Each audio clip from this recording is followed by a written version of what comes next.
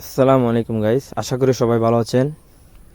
আজকে আবার নিয়ে আসলাম একটা ভিন্ন বিষয়ে ভিডিও নিয়ে। সেটা হচ্ছে এগুলো হচ্ছে সোনালী মুরগি। তো আমরা আপনাদেরকে দেখাতে চাচ্ছি যে সোনালী মুরগি ঘরোয়াভাবে কিভাবে লালন পালন করা যায়। সোনালী মুরগির চাহিদা খুব ভালো। ব্রয়লার মুরগির সস্তার পরে গিয়ে একটু দামের মধ্যে আপনারা সোনালী মুরগি পালন করতে পারেন। সোনালী মুরগির চাহিদা সারা বছরই আছে। আপনারা চাইলে অল্প করে সোনালী মুরগি পালতে পারেন। এখানে হচ্ছে 100 পিস মুরগির বাচ্চা। এখন এগুলোর বয়স হচ্ছে 21 দিন। এগুলোকে আজকে আবার রানীক্ষেতের ভ্যাকসিন দেওয়া হবে।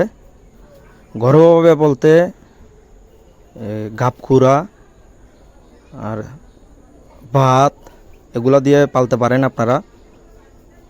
সময় একটু বেশি লাগবে, তবে যাদের পুঁজি কম তারা এইভাবে করতে পারেন। তো আমি মনে করি সেটার মধ্যে খারাপ হবে না। আপনারা আমাদের সাথে থাকবেন, যাতে এই সোনালী মুরগি সম্পর্কে আরও ভিডিও নিয়ে আসবো ইনশাল্লাহ।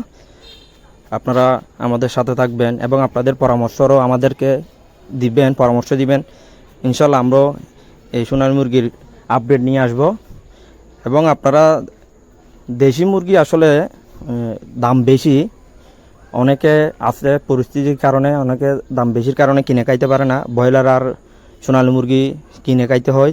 তো সেক্ষেত্রে সোনালী মুরগি আপনারা পালন করতে পারেন। সেক্ষেত্রে দাম কম হিসেবে সোনালী মুরগির চাহিদা সারা বছরই আছে।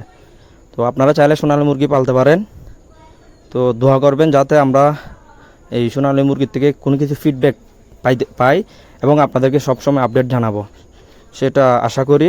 আপনারা আমাদের সাথে থাকবেন ইনশাল্লাহ। আগামীতে আরও ভিডিও নিয়ে আসবো। আমাদের চ্যানেলের মধ্যে অনেক ভিডিও আছে বিভিন্ন কৃষির সেক্টরে। আপনাদের সাপোর্ট খুব দরকার।